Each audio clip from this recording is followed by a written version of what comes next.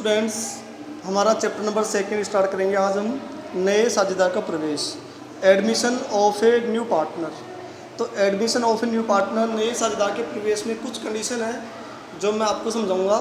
उसके बाद में इसमें प्रैक्टिकल पोर्शन ज़्यादा आता है। ध्यान देना, बहुत लेंथी चैप्टर है, इसलिए आपको शुरू से लास्ट तक ढंग से समझना है इस चैप्टर को।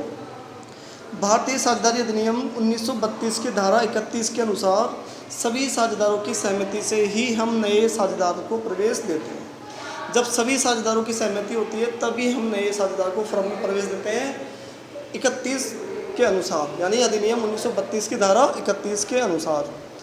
अब ध्यान देना आगे क्या है।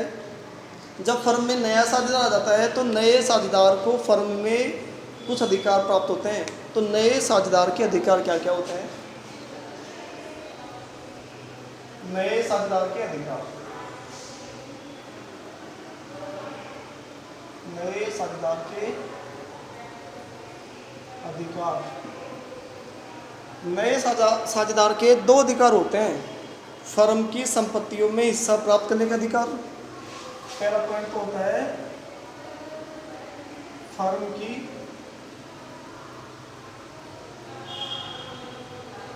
संपत्तियों में,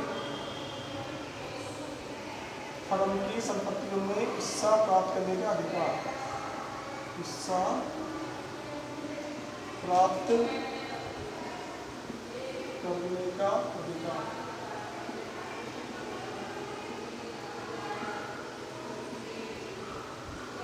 और सेकंड हमारा होता है, सेकंड जो हम बात कर रहे हैं, फर्म के भावी लाभों में हिस्सा प्राप्त करने का अधिकार। फर्म के भावी लाभों में, फर्म के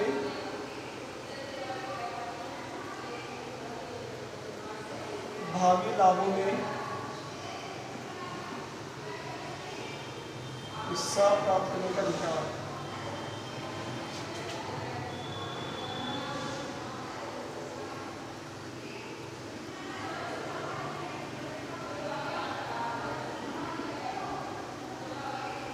ऐसे करके फर्म में साझेदार को दो अधिकार होते हैं, एक तो संपत्तियों में हिस्सा प्राप्त करने का अधिकार और एक फर्म के भावी लाभों में हिस्सा प्राप्त करने का अधिकार। ध्यान देना कि जब फर्म में कोई नया साझेदार आता है तो वो कुछ धनराशि लेकर आता है। जब साझेदार आता है, प्रवेश करता है, तो क्या लेकर आता है? वो धनराशि, धनराशि लेकर आता है। वो कुछ अमाउंट लेकर आएगा। ध्यान देना, अब नया साझेदार जब आएगा फर्म में तो अमाउंट लेकर आएगा, तो उसको फर्म में दो अधिकार मिलते हैं।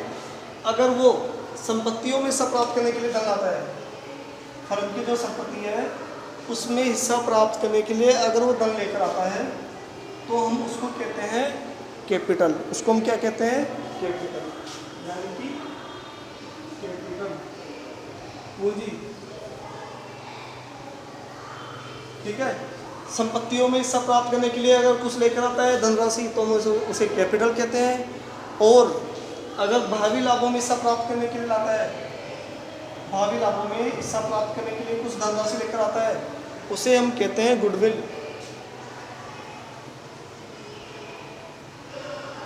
उसे हम कहते हैं गुडविल, यानी कि ख्याति। तो ध्यान देना कि फर्म में नए साझेदार को कितने अधिकार होते हैं? दो अधिकार होते हैं।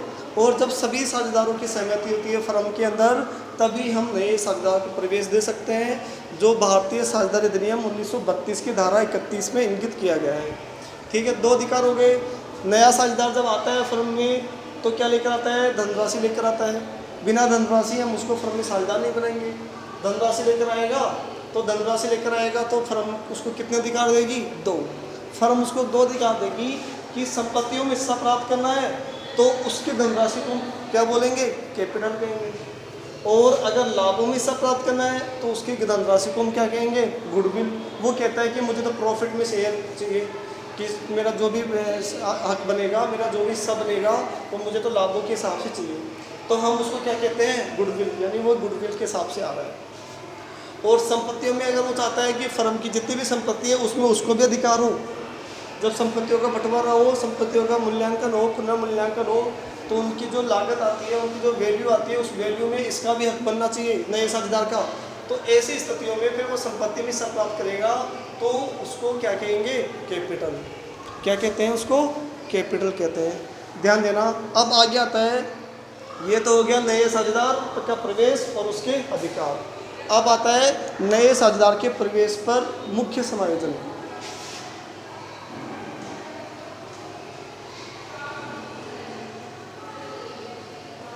नए साझेदार के प्रवेश पर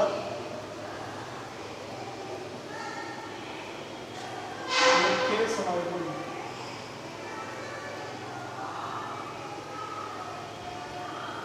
नए साझेदार के प्रवेश पर मुख्य समायोजन कि नए साझेदार को जब फर्म में प्रवेश दिया जाता है तो उसको कितने प्रकार के समायोजन किए जाते हैं। तो फर्स्ट हमारा होता है कि नए लाभानी अनुपात के, नए लाभानी अनुपात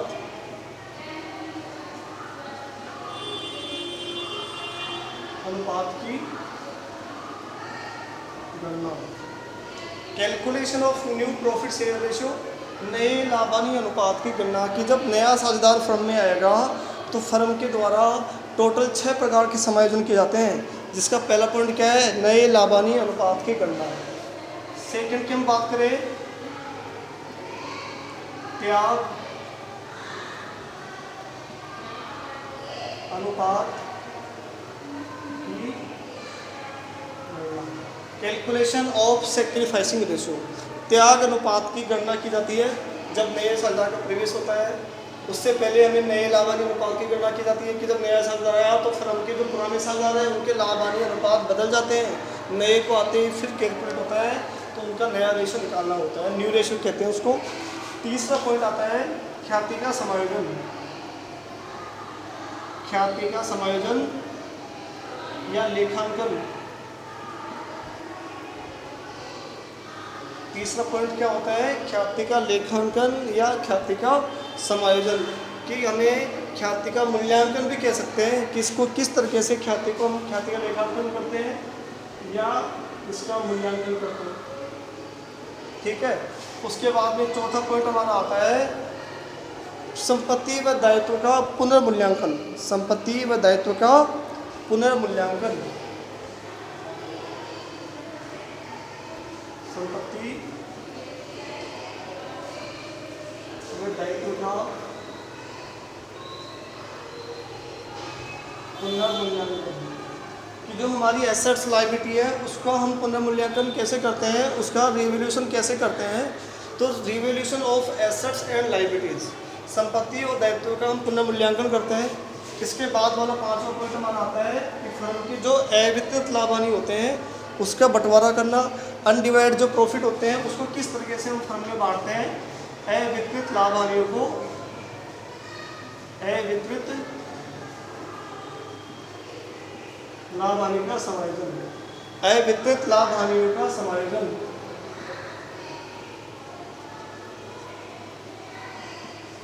ये हमारा पॉइंट नंबर 5 हो गया, अवितरित लाभ हानियों का समायोजन। छठे पॉइंट की हम बात करें तो छठा पॉइंट आता है पूंजी का समायोजन। छठा पॉइंट होता है पूंजी का समायोजन। तो ऐसे करके जब फर्म में नया साझेदार प्रवेश करता है तो उसके 6 प्रकार के समायोजन उनको किए होते हैं कि नए साझेदार के प्रवेश पर 6 प्रकार के समायोजन करने पड़ते हैं। नए साझेदार को फर्म में 2 अधिकार मिलते हैं। अधिनियम 1932 की धारा 31 के अनुसार साझेदार, सभी जो साझेदार होते हैं वर्तमान में जो सभी साझेदार हैं उन सभी की सहमति से ही हम नए साझेदार को प्रवेश देते हैं। जब उसको प्रवेश दे देंगे तो उसको हम फर्म में उसको 2 प्रकार के अधिकार मिलेंगे। संपत्तियों का अधिकार मिलेगा तो उसके लिए क्या कहेंगे, कैपिटल, यानी नया साझेदार क्या लेकर आएगा, धनराशि, अमाउंट लेकर आएगा। और भावी लाभों के लिए लेकर आता है तो उसे हम क्या कहते हैं, गुडविल। जब उसको नए साझेदार को अधिकार भी मिल गए, अब नए साझेदार के अधिकार होने पर क्या करती है फर्म के द्वारा एडजस्टमेंट करने होते हैं। नए साझेदार के प्रवेश पर फर्म क्या करती है, उनके कुछ एडजस्टमेंट करती है। जो इम्पोर्टेंट मेन एडजस्टमेंट होते हैं उनको करना होता है। न्यू प्रॉफिट कैलकुलेट करना, जो नए लाभानी अनुपात है उसकी गणना करना कि calculation of new profit share ratio, calculation of sacrifice ratio, त्याग के अनुपात की गणना करना। तीसरा पॉइंट है अकाउंटिंग ऑफ गुडविल या फिर वैल्यूएशन ऑफ गुडविल, के गुडविल का मूल्यांकन कैसे करते हैं, गुडविल का लेखांकन कैसे करते हैं। संपत्ति दायित्व का पुनर्मूल्यांकन, revaluation of assets and liability, कि हम हमारी एसेट्स लायबिलिटी होती है नए साझेदार के आने के बाद हम उसको कैसे रिवेल करते हैं, तो उसकी रिवैल्यूएशन का प्रोसेस भी होता है। फिर लास्ट में 5वां पॉइंट आता है अवितरित लाभ हानियों का समायोजन, जो ऐसे लाभ हानि जो वितरित नहीं किए गए हैं उनका भी क्या करना पड़ता है, समायोजन करना पड़ता है, एडजस्टमेंट करना होता है नए साझेदार के आने के बाद। जैसे कि प्रोविडेंट फंड होता है, रिजर्व फंड होता है, जो कंपनी वाले क्या करते हैं, फर्म वाले क्या करते हैं, पहले से बचा के रखते हैं, तो अवितरित लाभ हानि होते हैं, विभाजन योग्य लाभ को भी उसके अंदर बांटा जाता है।